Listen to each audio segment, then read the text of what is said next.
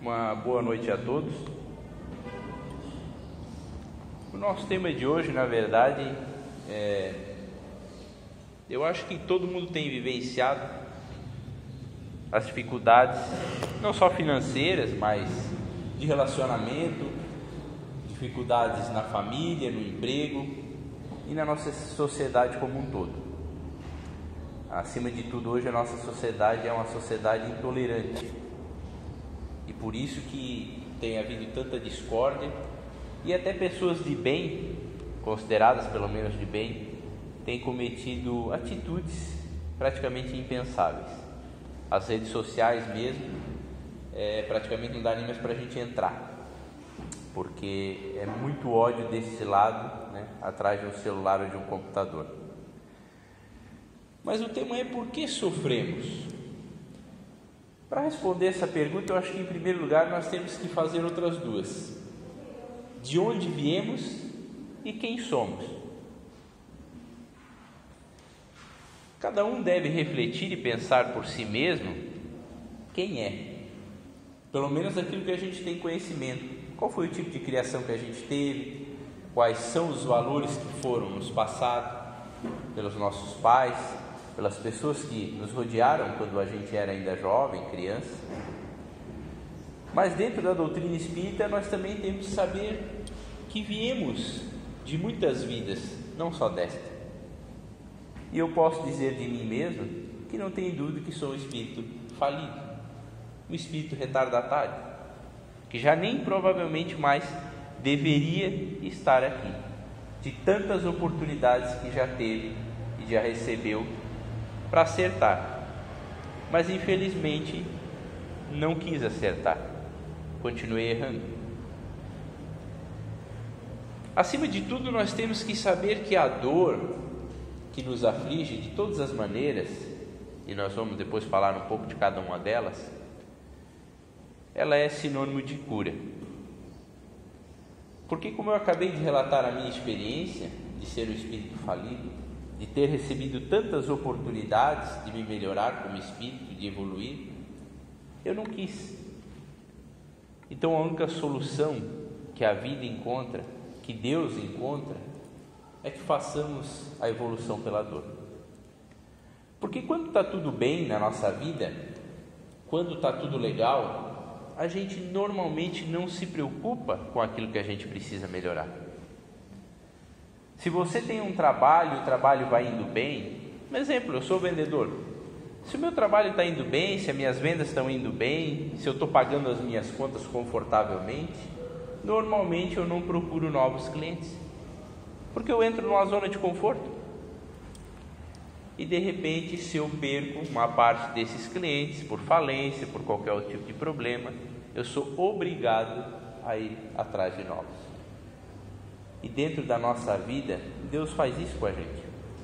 Quando a gente repete demais uma lição e não sai do lugar, Ele é obrigado a nos trazer a evolução através da dor. A dor nada mais é do que um empurrão para que a gente saia daquele atoleiro.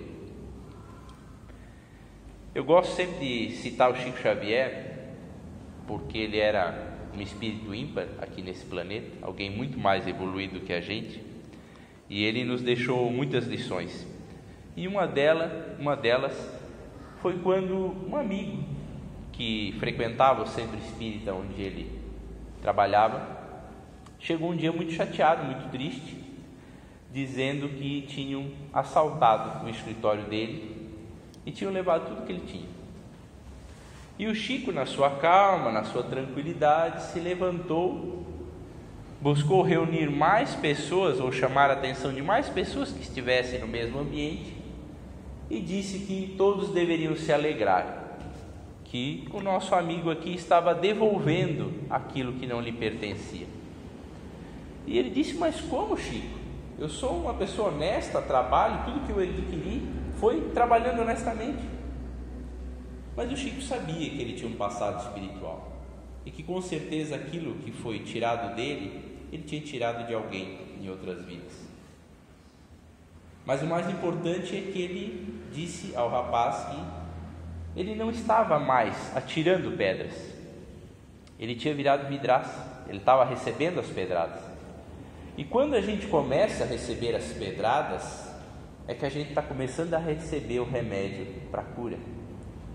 Porque quem recebe pedrada, daqui a pouco lá na frente, o caminho vai estar bom, porque ele já não tem mais dívidas a quitar. Então a dor na vida da gente é o começo da cura. A dor na vida da gente é aquilo que é necessário para evoluirmos, muitas vezes mais rápido do que a gente evoluiria normalmente. Nós precisamos também ter em mente, na nossa sociedade, principalmente atual, que é uma coisa chamada transição planetária acontecendo, e que se fala muito isso dentro da doutrina espírita, mas que a gente não costuma levar isso em consideração quando estamos enfrentando dificuldades. Há uma gama de espíritos inferiores em desespero, e o Sr. Paulo é testemunha disso, porque ele participa frequentemente dos trabalhos de obsessão da casa, que eles estão fazendo de tudo para atrapalhar as nossas vidas. Eles sabem que a oportunidade deles de reencarnar nesse planeta já passou, que eles não vão mais poder reencarnar e habitar aqui, e que o momento deles de ir para planetas inferiores está chegando. Então é mais ou menos alguém que sabe que não tem mais solução, está voltado ao mal e vai fazer de tudo para arrastar o máximo que ele puder de pessoas com ele.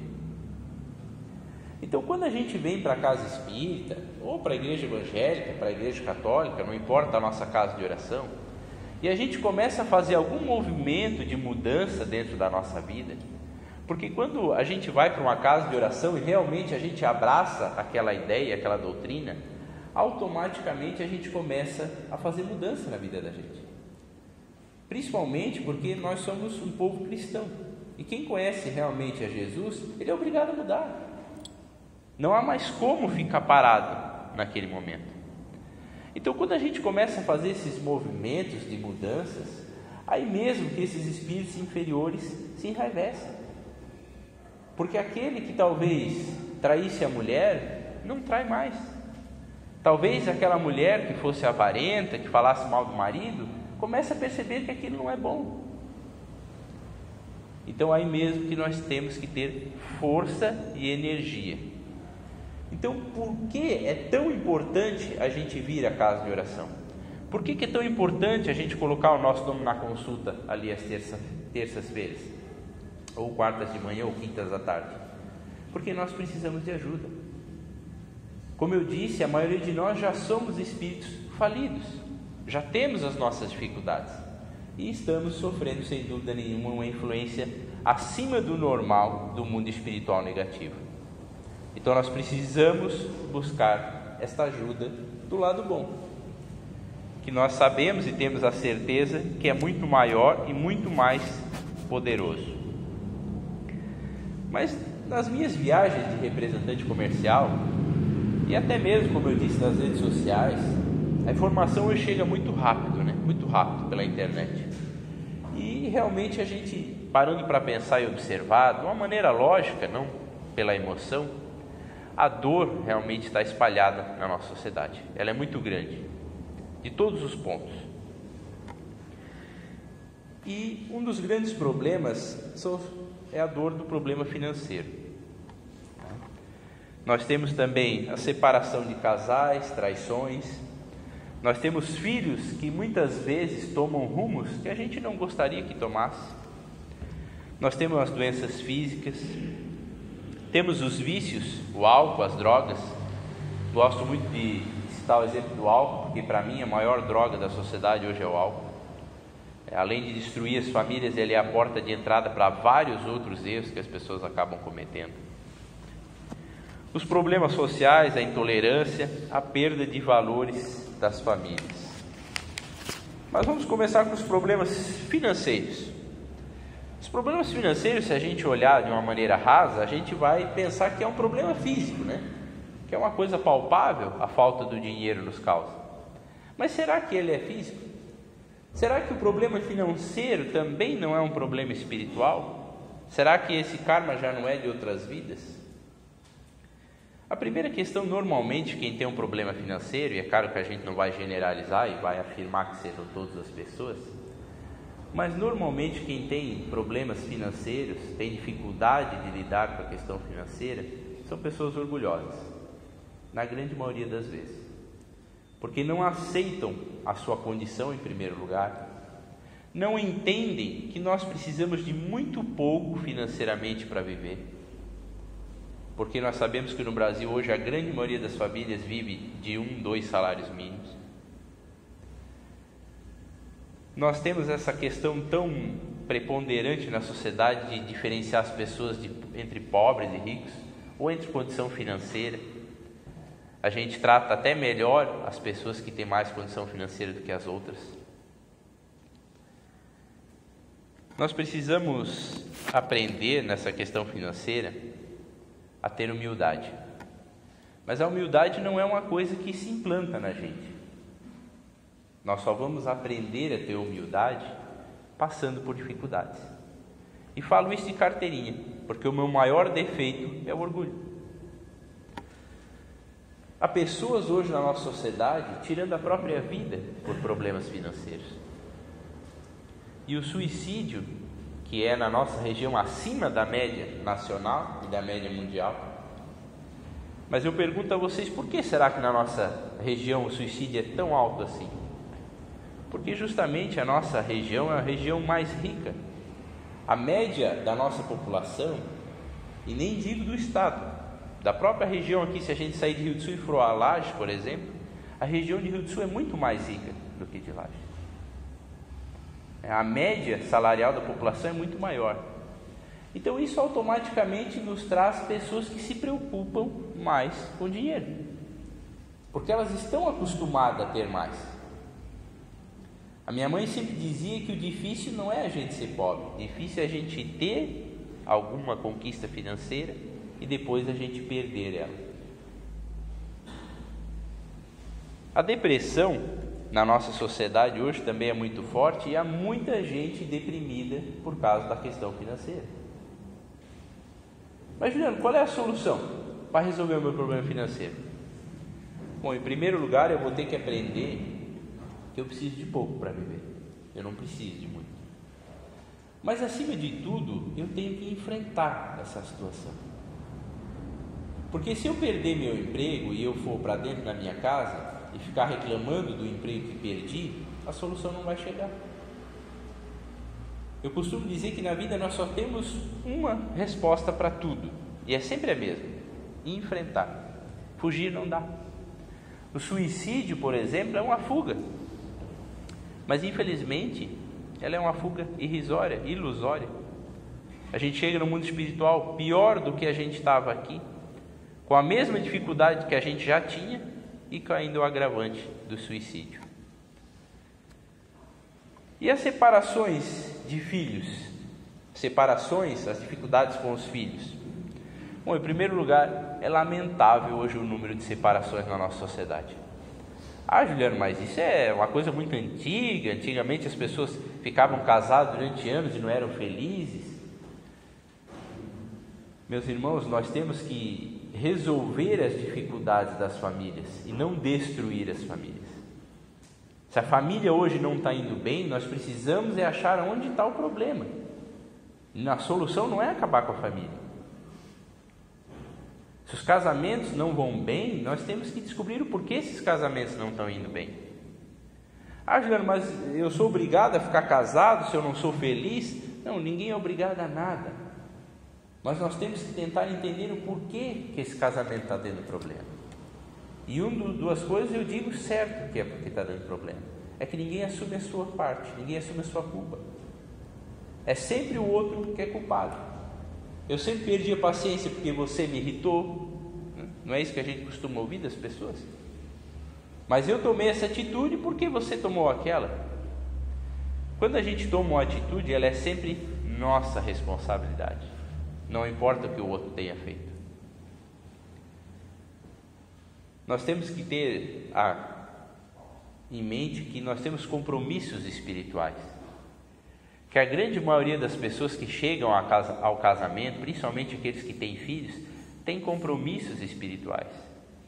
Isso já foi assumido antes de reencarnar, que você seria casado com aquela pessoa. E com certeza vocês vão ter dificuldades, porque como eu disse aqui que eu sou um espírito falido, a minha esposa, eu tenho certeza que ela é mais evoluída do que eu, mas ela também é um espírito ainda imperfeito. Então, como nós vamos imaginar que dois espíritos imperfeitos vivendo dentro da mesma casa, com todas as dificuldades da experiência reencarnatória, vão ter um casamento perfeito? Não vão ter. Mas mais uma vez, qual é a solução? Será que é separar? A separação, ela também não vai entrar na questão da fuga? Será que não é mais fácil eu me separar do que eu enfrentar as dificuldades que eu tenho? Cada um vai ter que chegar à sua resposta. Alguns anos atrás, uns 7 anos atrás, num grupo de ESE, uma moça me perguntou, ela tinha se separado há pouco tempo, e ela me perguntou como é que ela ia saber se ela tinha tomado a atitude certa ou não. E eu respondi para ela que eu não poderia responder aquilo, porque eu não conheço a convivência, e mesmo que eu conhecesse também não poderia responder, porque isso só o coração dela ia dizer. E uma coisa eu posso sim afirmar com certeza: quando você tem uma programação espiritual com alguém, esse envolvimento, esse sentimento vai ser muito forte, muito forte. Ele não vai se romper rapidamente, esse laço não vai se romper facilmente, porque tanto o teu espírito protetor quanto o dele vai fazer de tudo para que vocês continuem juntos, se o compromisso de vocês era aquele. Mas hoje há também muitas separações dos casamentos, porque os casamentos não são compromissos espirituais, são muitas vezes aventuras de uma noite, de uma semana. As pessoas se conhecem às vezes no mês, já se casam, passa 3 meses casados e se separam novamente. Aquilo foi uma brincadeira. O casamento, as pessoas terem filhos, teria que ser uma experiência de gente séria, de coisa séria, tratando a família como realmente o maior bem que a gente tem na sociedade.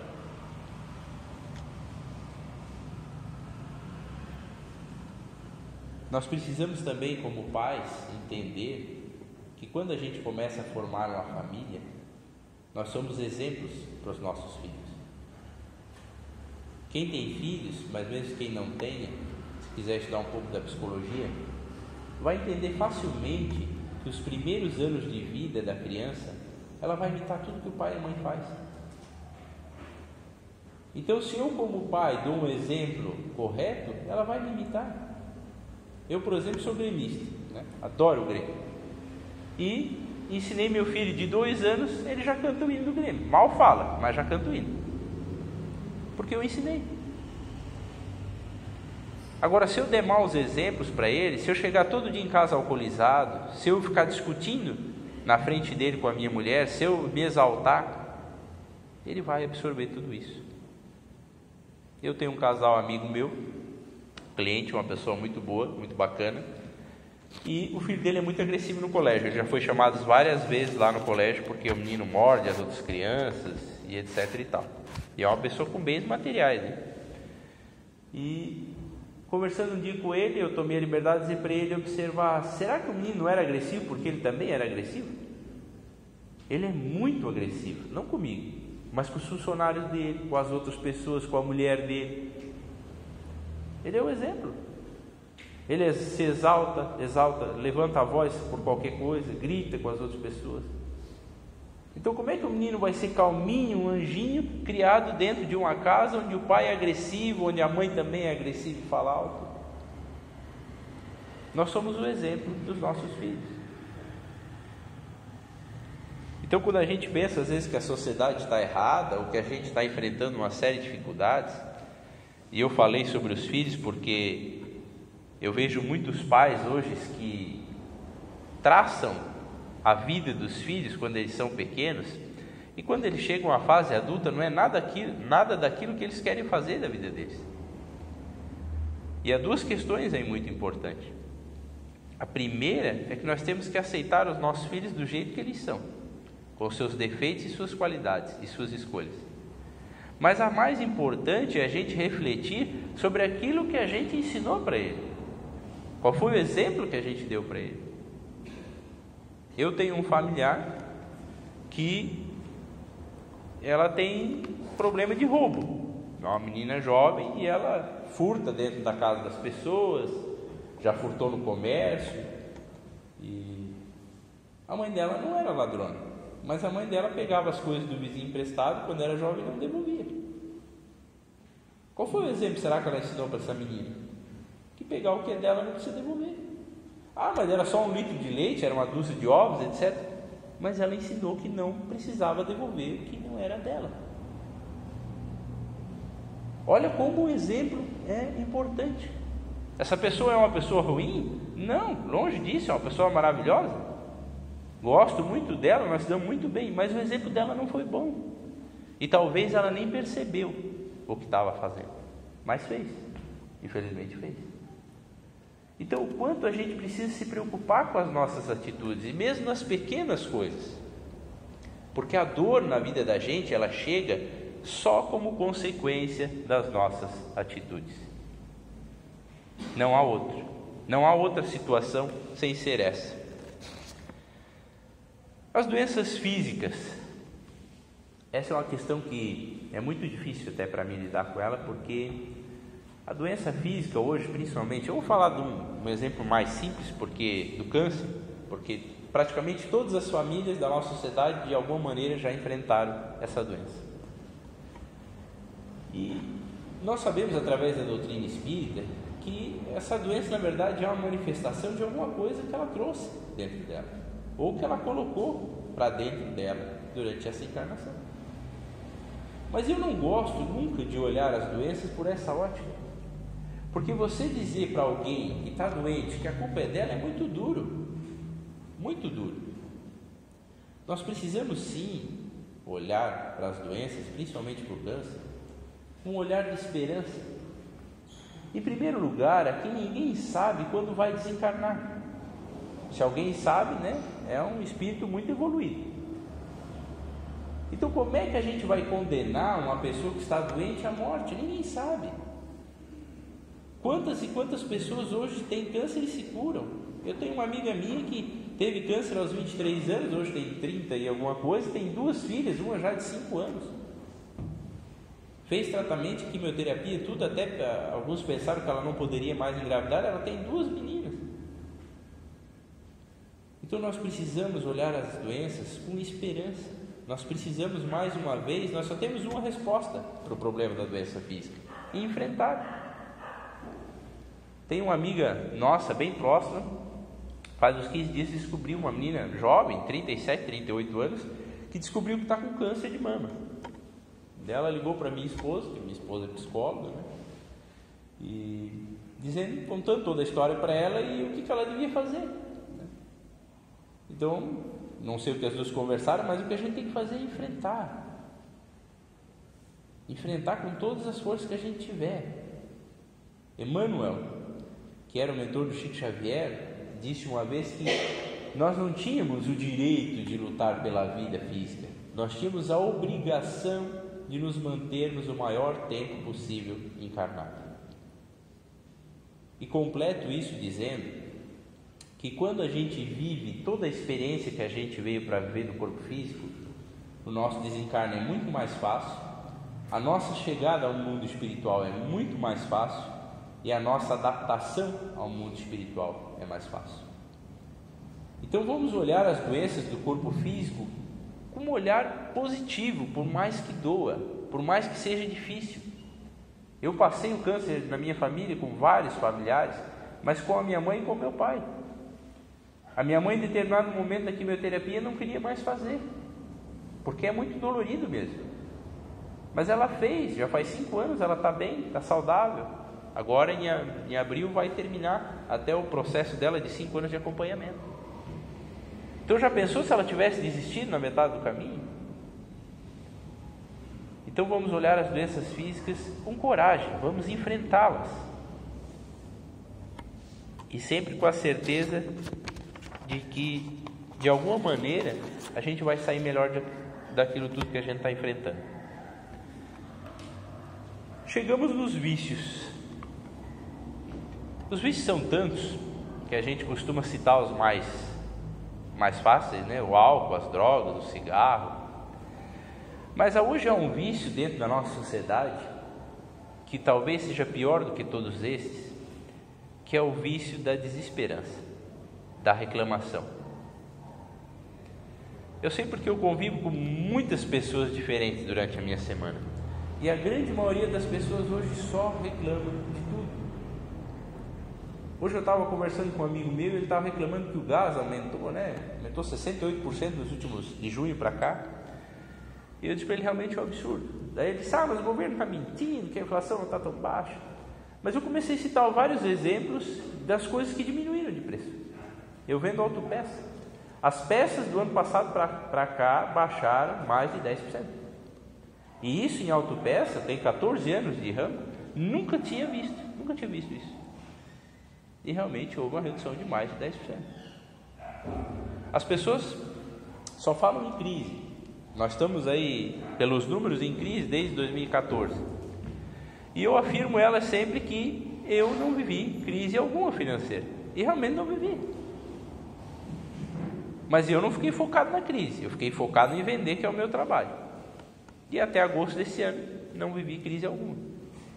Claro que o meu ramo também ajudou, porque tem muito carro rodando, mas eu não vivi crise. E a crise, na verdade, ela é uma oportunidade de readequar as coisas, de melhorar as coisas.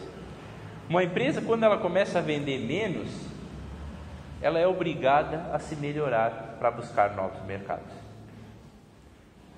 E a nossa vida é exatamente igual. As crises que chegam na nossa vida é para que nós nos melhoremos, para que nós consigamos ir adiante. Mas os vícios, ele tem duas coisas até duras de serem ditas, mas a gente precisa dizer. Ele não deixa de ser um ato covarde na maioria dos vícios. Porque quando a gente não quer enfrentar uma situação, a gente busca prazeres efêmeros. O álcool, as drogas, a comida, o sexo, para não enfrentar aquela situação que a gente está vivendo. A gente está sendo covarde, está fugindo da situação. E daí a gente vai acabar ou viciado em algumas coisas, ou a gente vai acabar depressivo. Porque a depressão, além da parte física, ela nada mais é do que a gente ter um problema na vida da gente e não querer enfrentá-lo.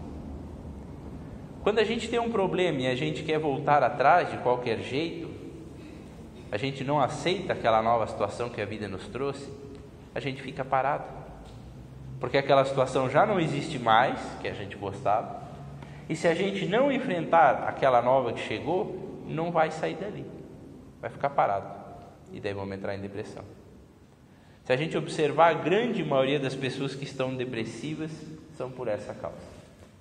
A gente não aceita as novas situações e não enfrenta. E o viciado, além de ser covarde muitas vezes, com o perdão da palavra, ele é medroso, ele é acima de tudo egoísta, porque ele não pensa nas pessoas que estão ao seu redor. Quando a gente começa a jogar as nossas frustrações para algum vício, com certeza, de alguma maneira, nós vamos atingir as pessoas que nos rodeiam, ou os nossos filhos, ou a nossa mulher, ou os nossos pais, e nós vamos fazer essas pessoas sofrer. Então, além da gente destruir a nossa vida, vamos começar a incomodar as outras pessoas. Mas o que eu faço para sair de um vício? Muito difícil essa resposta. Mas duas coisas eu posso dizer. A primeira delas é a oração. Nós precisamos aprender a orar.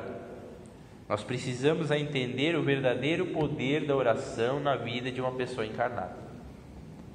Não há nada mais poderoso, não há nenhuma ferramenta que nós possamos usar de auxílio maior do que a oração. Porque quando a gente faz uma oração verdadeira, e oração eu não falo de rezar Pai Nosso, Ave Maria, a gente pode fazer isso, não tem problema nenhum. Mas quando eu falo de oração é se conectar com a vida, se conectar com Deus.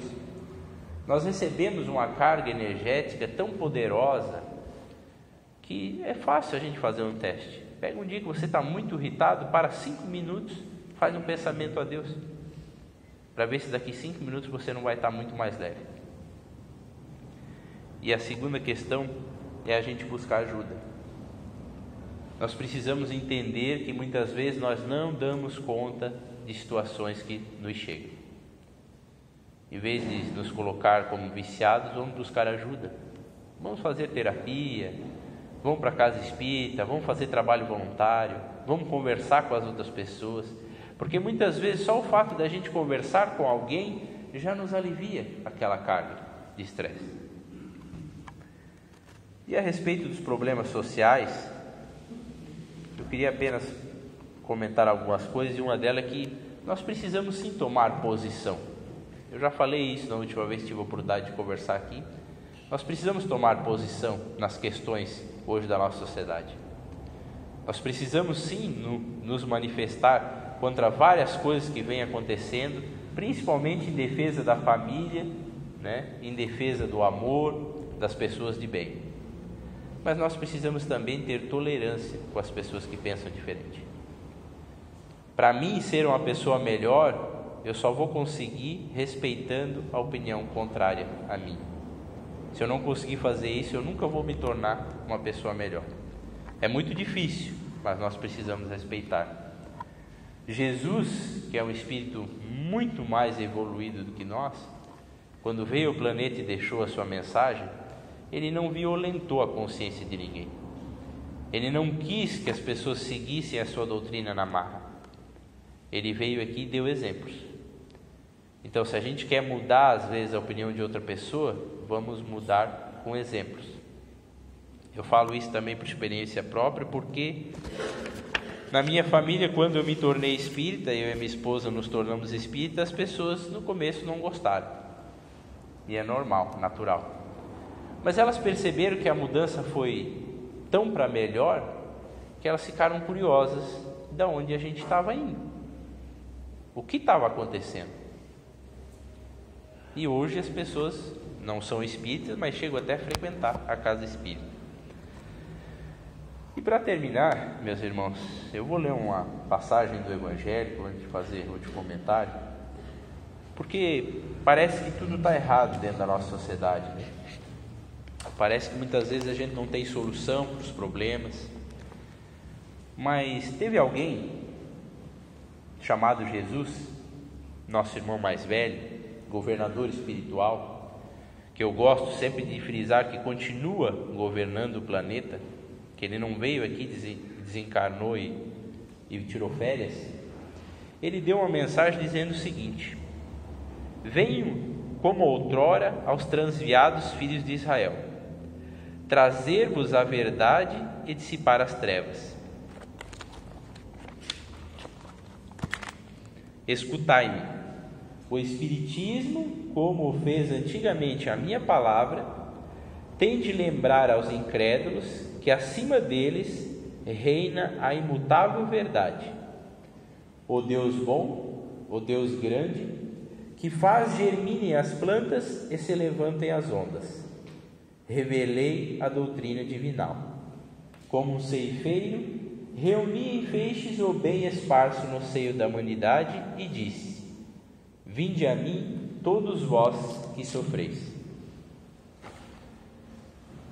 Eu nem deveria ter a ousadia de comentar essas palavras do Cristo, mas nós precisamos realmente olhar a vida de uma maneira com alegria, com esperança, com fé, e mais até do que fé, com a certeza de dias melhores. Porque todos nós que vivemos voltados ao bem, que mesmo cometendo muitos erros, mas só o fato, por exemplo, de a gente estar aqui hoje na casa espírita buscando algo diferente para a nossa vida, nós temos que ter a certeza que estamos angariando os amigos espirituais de tamanha envergadura, que se nós soubermos fazer as nossas orações, eles estarão sempre presentes para nos ajudar. E como eu gosto sempre de citar um exemplo, e não gosto de falar da vida das outras pessoas, então normalmente eu falo da minha mesmo, e corro às vezes até um risco de parecer querer mostrar algo que não é, e não é essa a minha intenção. Mas eu trabalhei 13 anos como representante numa empresa, e foi vendida há 5 anos atrás e o novo dono não gostava de representantes comerciais. E esse ano ele decidiu de vez demitir todos os representantes. Meu faturamento era muito bom, a região estava bem, vendendo muito bem, tudo em dia. Não tinha nenhum motivo para que ele reclamasse do meu trabalho. Mas não foi só comigo, ele demitiu todo mundo. E com essa demissão, obviamente, eu fui em busca de novas oportunidades de trabalho, mas o faturamento não era o mesmo, né? Eu trabalhei 13 anos no lugar, você não vai começar em outro com o mesmo faturamento. Mas eu tenho 2 defeitos. O primeiro deles, como eu disse, é o orgulho e o outro é a pouca fé. E eu sofri muito nos últimos meses, muito. Sinceramente, muitas vezes eu não tive mais nem vontade de vir à casa espírita. Muitas vezes. Eu saía de casa de manhã por obrigação, porque tenho um filho pequeno para criar, mas não tinha mais vontade de sair. E eu fui obrigada a pensar e a repensar tudo aquilo que eu aprendi na doutrina espírita. A primeira delas é a humildade. Como transformar um espírito orgulhoso, como eu sou, em uma pessoa mais humilde? Se eu nunca tivesse tido a oportunidade de ter bens materiais, para alguém que é materialista como eu ainda sou, eu não saberia o gosto da derrota de perdê-los. E hoje eu sei, eu perdi a condição financeira que tinha antes. E isso me doeu muito, mas isso também me ensinou muito. Porque aos poucos eu estou saindo dessa situação e aprendi muita coisa durante isso, de que eu não precisava de muitas das coisas que eu tinha antes para viver. Nem materiais, nem de orgulho, nem de demonstração de ter as coisas. Ou seja, eu sou uma pessoa muito melhor. Mas doeu. Eu confesso para vocês que doeu e ainda está doendo muito. Mas eu tive também uma experiência fantástica nesta vida, porque a oração e a fé eu tive que manter de alguma maneira. E durante as minhas orações e meus pedidos, sempre que Deus me iluminasse e que os espíritos trabalhadores dessa casa me ajudassem, para que eu tomasse as atitudes certas nas horas certas. Esse sempre foi o meu pedido. E eu fui tomando essas atitudes, mas foi tão incrível tudo que foi acontecendo, porque eu tinha um financiamento no BNDES, que eu tinha feito da época da enchente ainda, e esse financiamento era um valor muito alto, e agora com essa perda eu não poderia mais pagar. E nunca me passou pela cabeça de ver quanto era o saldo devedor desse financiamento. Porque durante todos esses anos eu tinha dinheiro, fui pagando. E um dia de manhã eu senti a presença de alguém espiritual. E essa pessoa veio me dizer que era para mim ir lá no banco olhar o saldo devedor. E o saldo devedor era pífio, era um valor muito abaixo do que eu imaginei que fosse. Para resumir a história, eu tinha dinheiro para quitar o financiamento e não sabia. E estava sofrendo alucinadamente que eu não ia ter mais dinheiro para pagar aquela prestação mensal. E o dinheiro estava na conta e eu não tinha ido lá para ver isso. Então isso eu conto para que as pessoas entendam que o mundo espiritual à nossa volta,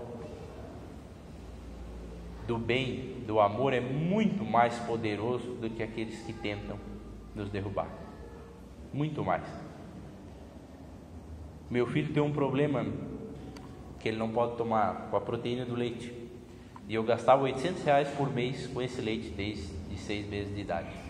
E agora eu também não poderia mais pagar esse leite. E consegui o caminho para que ganhasse o leite todo mês, até ele precisar tomar. E para encerrar, eu sempre tive na minha cabeça que os meus esforços seriam para uma boa educação para ele. E o colégio que ele estudava eu também não poderia pagar. E a partir do ano que vem eu entrei com um pedido e eles me deram 50% de bolsa. Então, do fundo do poço, dentro da minha cabeça, do desespero dentro da minha cabeça, em 30 dias a minha vida mudou completamente para melhor. Eu recebi mais uma proposta de emprego, além daquela que eu já tinha recebido. Meu faturamento provavelmente a partir de janeiro, fevereiro do ano que vem vai ser maior do que era antes. Então eu digo, meus irmãos, com certeza para todos vocês, para que nós não desistamos da vida. E que as dificuldades elas vêm, a dor realmente é muito forte, a gente sofre muito, mas vai passar. Tudo na vida passa, mesmo as doenças físicas. Se a gente continuar nos mantendo firmes no bem, vai passar. E para encerrar, como eu falei, Jesus governa esse planeta ainda, e nós precisamos imaginar Jesus não aquele que está crucificado ou que foi crucificado. Eu dou a certeza para todos vocês, e sinto isso agora nesse momento, que Ele está aqui. Ele está aqui através do seu pensamento, das suas lições e principalmente dos nossos protetores, porque cada um aqui tem o seu, e nós não podemos imaginar o quanto essa sala está cheia de espíritos amigos que nós temos no mundo espiritual, porque a nossa família espiritual é muito maior do que essa que a gente tem aqui encarnada. E eu sempre pergunto isso às pessoas que são meio incrédulas: se você estivesse no mundo espiritual, vendo um filho seu que foi de vida passada, um irmão, um marido, um amigo, e você tivesse em condição de ajudá-lo, você não ajudaria? Eu tenho certeza que todos eles estão trabalhando por todos nós. Era o que tinha para hoje. Obrigado.